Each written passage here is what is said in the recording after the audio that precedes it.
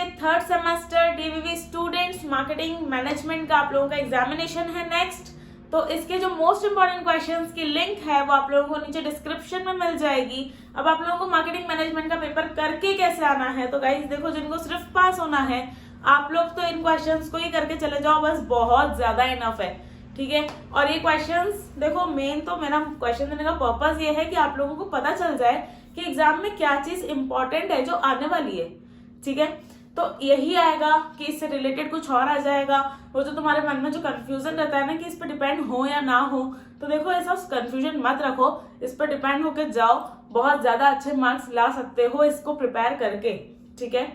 तो एग्जामिनेशन में यही इंपॉर्टेंट क्वेश्चंस में से ही आने वाला है, आप लोग इसको बहुत अच्छे से करके जाओ। अब वहां पर आपको प्रैक्टिकल लाइफ एग्जाम्पल से रिलेटेड इसी क्वेश्चंस को वो लोग केस स्टडी फॉर्म में भी दे सकते हैं। केस स्टडी फॉर्म मतलब कि 1-2 लाइन की सिर्फ देंगे ज्यादा से ज्यादा, तो उसको वहां पर रिलेट करके आंसर लिख लेना, ठीक है।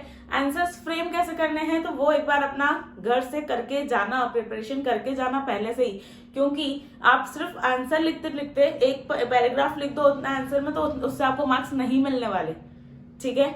अगर आपको अच्छे मार्क्स चाहिए तो अच्छे मार्क्स के लिए ना आप लोगों को क्या करना पड़ेगा, आप लोग पूरा प्रिपेयर करके जाओ कि मुझे सबसे पहले इंट्रोडक्शन लिखना है, उसके बाद में उसी चीज का मीनिंग लिखना है, उसके बाद में आप लोगों को उसके बाद में उसका कैरेक्टरिस्टिक, लिमिटेशंस, एडवांटेजेस, सिग्निफिकेंस और फिर उसके कोई एलिमेंट्स है, कोई फैक्टर्स है, तो जो भी चीजें हैं ये सब चीजें ऐसे पूरी प्रॉपर मैनर में एक आंसर में अरेंज होनी चाहिए, बहुत अच्छे मार्क्स ला सकते हो। यही एक ट्रिक है जिससे आप लोग आंसर्स गेन कर सकते हो।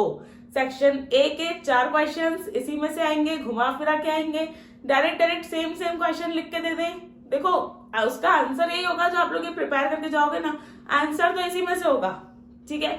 क्वेश्चन थोड़ा सा घुमा हुआ आ सकता है, ठीक, तो उस टाइम पे कंफ्यूज मत होना, आंसर फ्रेम करना। और अब जो सेक्शन बी आएगा मार्केटिंग मैनेजमेंट का, तो उसमें रहेगी case study, right. Marketing management की केस स्टडी, आप लोगों को केस स्टडी सॉल्व कैसे करनी है, सबसे ज्यादा प्रॉब्लम वहां पर आ रही है। तो देखो केस स्टडी सॉल्व करने में कुछ भी बड़ा कुछ नहीं है। केस स्टडी के लिए आप लोग सबसे पहले उस पूरे के पूरे केस को पढ़ो, ठीक है, अच्छे से उसको रीड कर लेना, पूरा का पूरा केस आखिर आपसे बोला क्या जा रहा है उस केस में, ठीक है। उस केस में आपको जो भी बोला हो उस केस के रिलेटेड वो प्रॉब्लम आपको फाइंड करनी है कि आखिर उन लोगों की किस चीज में प्रॉब्लम थी, उनको सेल्स में प्रॉब्लम थी, आखिर उनको डिस्ट्रीब्यूशन में प्रॉब्लम थी, या उनके प्रमोशन मिक्स में कोई प्रॉब्लम थी, या उन लोगों के एडवर्टाइजिंग में प्रॉब्लम थी। जिस भी चीज की उनकी प्रॉब्लम थी उस चीज से रिलेटेड आपको आंसर करके आना है एग्जामिनेशन में, ठीक है।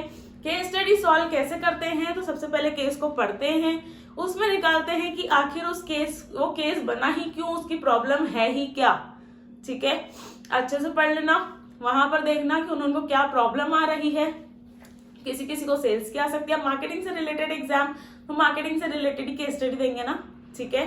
तो मार्केटिंग से रिलेटेड ही आपकी केस स्टडी होगी, जितना भी मार्केटिंग में आपने सब कुछ पढ़ा होगा उससे रिलेटेड ही केस स्टडी होने वाली है। तो उस केस स्टडी के आप लोग पूरे 16 मार्क्स ला सकते हो। बस आप लोगों को उस क्रिटिकल केस को पढ़ के ये पता करना है कि आखिर वो केस स्टडी किस चीज से रिलेटेड है, किस टॉपिक से रिलेटेड है, और फिर उस टॉपिक से रिलेटेड आपको पूरा का पूरा आंसर लिख के आना है। उस केस में से आपको आंसर नहीं लिखना है, ये सबसे गलत चीज है जो बच्चे करके आ रहे हैं, प्लीज ऐसा मत करो। आप लोग पैराग्राफ में से ही आंसर लिखने की कोशिश मत करो, ये अनसीन पैसेजेस नहीं है, ये केस स्टडी है, ओके। आपसे केस स्टडी में ये पूछा गया है कि फॉर एग्जाम्पल अगर आपको एक पूरी की पूरी केस स्टडी दी है जिसमें बोला है कि उसकी सेल्स कम होती जा रही थी, तो यार सेल्स कम होने के मेन चांसेस क्या है कि आपने एडवर्टाइजिंग अच्छी नहीं करी होगी, या तो आपका क्वालिटी ऑफ प्रोडक्ट अच्छा नहीं होगा, तो उनसे रिलेटेड आंसर लिखना है आपको, ठीक है। कि अब ऐसे कौन से फैक्टर्स हैं जिससे कि हम लोग एडवर्टाइजिंग करें, जैसे कि हम लोग और ज्यादा प्रमोशन करें, जिससे कंपनी के बारे में लोगों को अवेयरनेस आए, ये सारे आपको आंसर लिख के आने हैं। और ये सारे आंसर्स आपको उस अनसीन पैसेज में नहीं मिलेंगे, वो अनसीन पैसेज नहीं है, वो केस स्टडी है, ठीक है। तो केस स्टडी को सॉल्व करने के लिए सबसे पूरी केस स्टडी अच्छे से पढ़ लेना, उसके बाद में उसमें आखिर क्या प्रॉब्लम हो रही है। नीचे आपको क्वेश्चन में पूछा होगा कि अब कौन सी स्ट्रेटेजी को अडॉप्ट करके वो लोग उस प्रॉब्लम को सॉल्व कर सकते हैं, तो उससे रिलेटेड आप लोग आंसर लिख लेना। आपके पूरे सब्जेक्ट में से ही ये चीजें बनेगी, ठीक है। और सेक्शन ए के लिए मोस्ट इंपॉर्टेंट क्वेश्चंस मैंने आपको नीचे दिए हैं, जिससे कि आप लोग फुल मार्क्स अचीव कर सकते हो। ठीक है, बस इतने क्वेश्चंस को बहुत अच्छे से प्रिपेयर करके चले जाओ। सब कुछ पढ़ने की जगह पे थोड़ा पढ़ के जाओ, लेकिन बहुत अच्छा पढ़ के जाओ, और एक एक आंसर बहुत ज्यादा लिख के आना, डीप में लिख के आना, बहुत ज्यादा लिख कर आना। ठीक है, क्वालिटी मेंटेन करना, ऐसा नहीं कि क्वांटिटी लिखनी है तो कुछ भी लिखे जा रहे हो, ऐसा मत करना। क्वालिटी क्वांटिटी दोनों बहुत ज्यादा यूजफुल है, दोनों अच्छे से मेंटेन करके आना। Alright, all the very best guys for your examination. बाकी सब्जेक्ट्स के मोस्ट इंपॉर्टेंट क्वेश्चंस के लिए इस चैनल को आप लोग सब्सक्राइब कर लो। जो क्रिटिकल कॉन्सेप्ट्स हैं सब्जेक्ट्स के वो भी मैं आप लोगों को समझाती ही रहती हूँ। अगर आप लोग चैनल सब्सक्राइब कर लोगे तो you will be beneficial to that. ठीक है, और अगर वीडियो अच्छी लग जाए तो इसको लाइक भी कर देना, और अपने ज्यादा से ज्यादा फ्रेंड्स के साथ यार शेयर भी करो, सो दैट उनको भी ऐसे लगना चाहिए कि हाँ वो लोग भी पढ़ के पास हो सकते हैं।